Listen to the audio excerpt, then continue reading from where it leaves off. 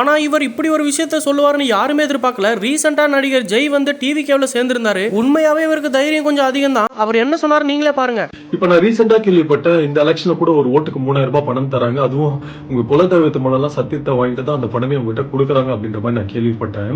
எனக்கு என்னன்னா ஒரு 3000 ரூபாய் பணம், அதுவே உங்க மேல நம்பிக்கை இல்லாம சாமி மேலலாம் சத்தியத்தை வாங்கிட்டு தான் அந்த பணம் உங்ககிட்ட கொடுக்குறாங்கன்னா, நாளைக்கு அவங்க ஆட்சிக்கு வந்தா அடுத்த 5 வருஷம் உங்களை நல்லா பார்த்துப்பாங்க, நீங்க எப்படி நம்புறீங்க?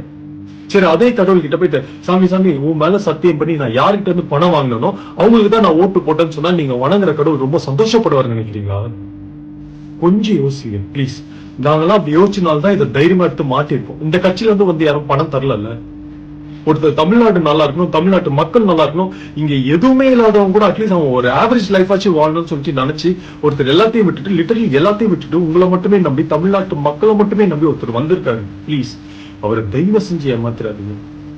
விசில் சின்னத்துக்கு ஓட்டு போட்டு ஒரே ஒரு வாய்ப்பு கொடுங்க ப்ளீஸ். நல்லதே நடக்கும், கான்பிடண்டா இருங்க.